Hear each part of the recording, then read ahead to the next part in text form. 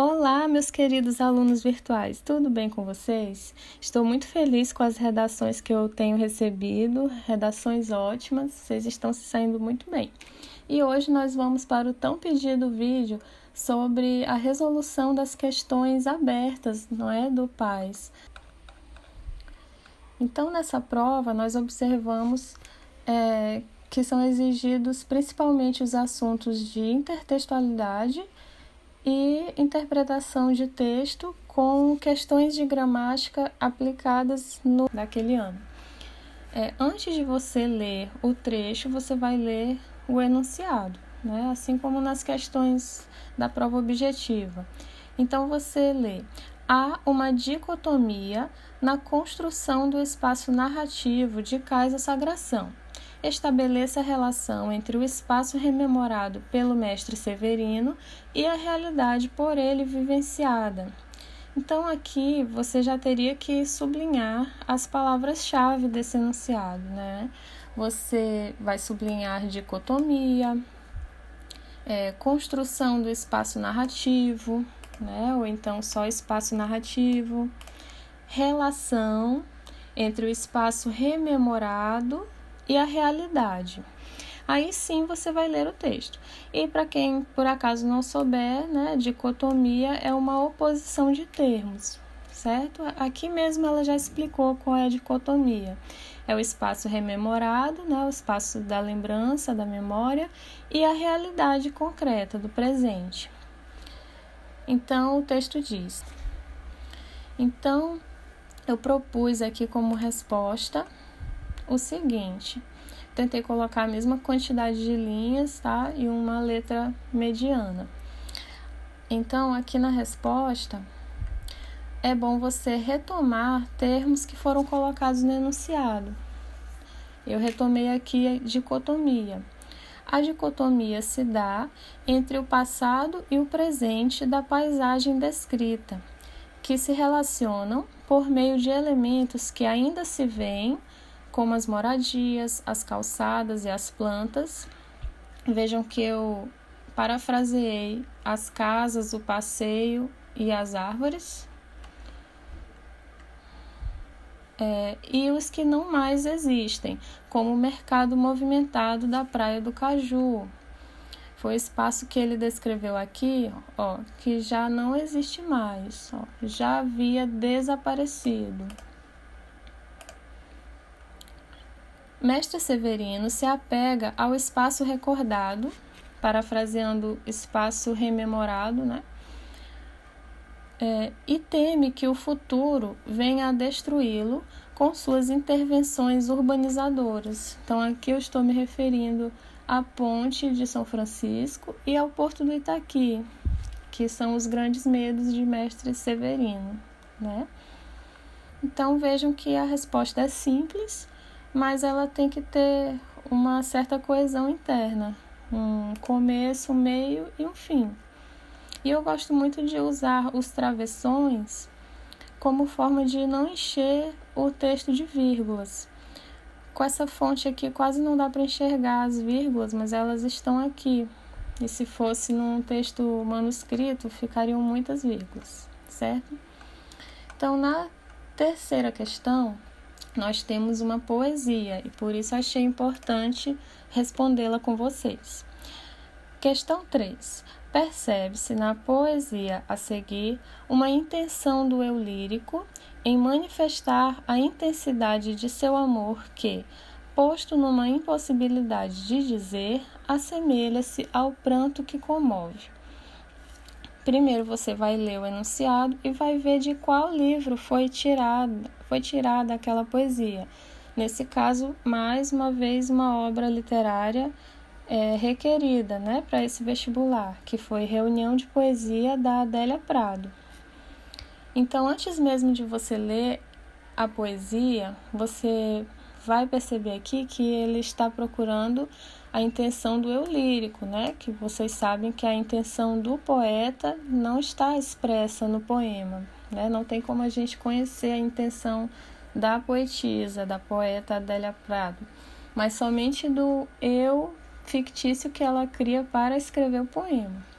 Aqui a gente vê que ela está falando de um choro, né, um pranto para comover um homem, um rapaz de quem ela gosta, e que ela faz comparações do amor com outros elementos, diamante, o mar, né, um campo de flores, a morte, a onda batendo no rochedo e o rochedo, até dizer que nem sabe mais o que ama, né? Então é uma certa gradação aqui, e que vai mostrando a desesperança também desse amor. É um amor que fica quase sem razão no fim de tudo. Então, com base na leitura do poema, responda. Letra A.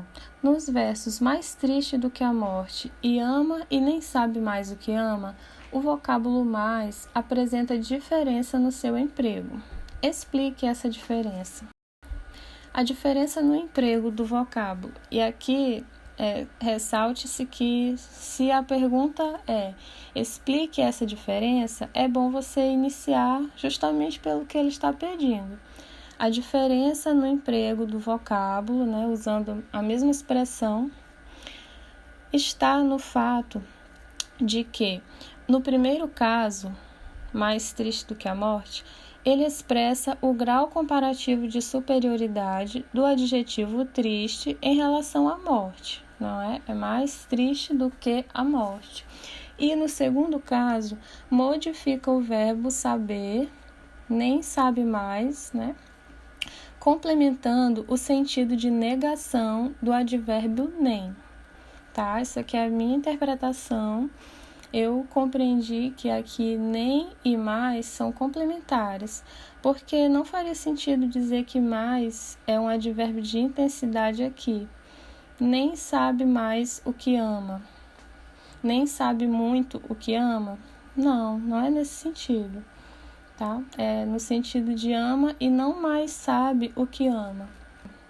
Na letra B, a pergunta é: na tentativa de caracterizar o amor por seu amado, o eu lírico utiliza anáfora, repetição da mesma palavra com fim estilístico, e recorre a outra figura de linguagem para expressar esse além, no qual situa seu amor. Qual é essa figura?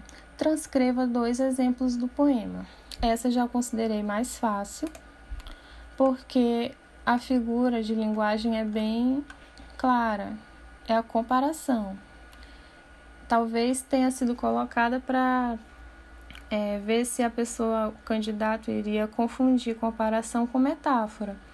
Mas como nós temos expressões explícitas, mais do que, trata-se de uma comparação e não de uma metáfora.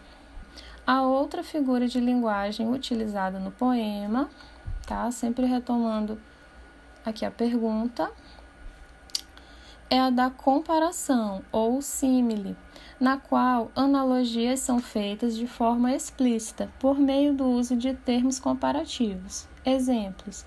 Então, já que ela pediu para transcrever 2 exemplos, você coloca numerado, que fica mais fácil, e sempre aspas. Eu coloquei: meu amor é maior, mais desesperançado do que a onda batendo no rochedo. 2. Mais tenaz do que o rochedo. Em ambos os casos, o amor do eu lírico é associado a características desesperança e tenacidade de elementos naturais como a onda e o rochedo, pelo uso da expressão comparativa mais do que. Atenção quando você for citar um verso de poema, porque para passar de um para o outro, você utiliza barra, certo? E aí, quando você for suprimir alguma parte do poema, você coloca as reticências entre parênteses. Aqui eu coloquei itálico porque não tinha como sublinhar, mas na prova você vai sublinhar os termos que você quer destacar na sua questão, certo? Então, pulando para a questão 6, nós temos: leia o texto a seguir com atenção para responder a questão. Então, no enunciado, o título "Nem tudo que reluz é ouro" se relaciona semanticamente, ou seja, no nível do sentido, do significado, ao conteúdo do texto, compondo uma intertextualidade. Com base na relação semântica entre o título e o texto, transcreva um fragmento que serve de base para a construção do título.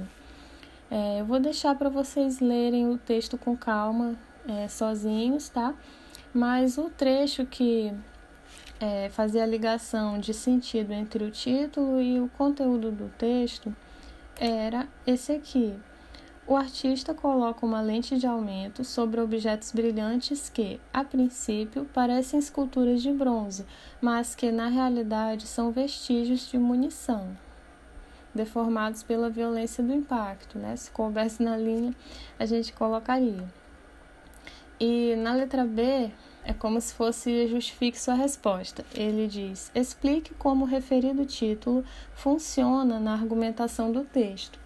Então, se a questão já indicou que é uma relação semântica, você deve procurar mais a relação de significados do que de formas, tá? Mas nada impede de você falar das formas também. Eu coloquei, o título relaciona um ditado popular, né? Nem tudo que reluz é ouro, cuja ideia central é a de que as aparências enganam. Há a intenção crítica do venezuelano, que não é nomeado, o fotógrafo, de denunciar a gravidade por trás da beleza das suas fotografias. Tá? Então, a intenção crítica é relacionada com a ideia do ditado, tá? Os sentidos. Aí aqui eu indiquei um pouco da parte formal. As palavras reluz e ouro dialogam, já que é uma intertextualidade, com os termos brilhante e bronze, criando uma ligação coerente de significados. Afinal, as relações semânticas não se dão só por ideias, né? As ideias são transmitidas pelas palavras. Então, eu espero que vocês tenham conseguido acompanhar, tenham gostado das propostas de respostas, né? Não existem respostas únicas. E boa sorte para vocês na segunda etapa da UEMA.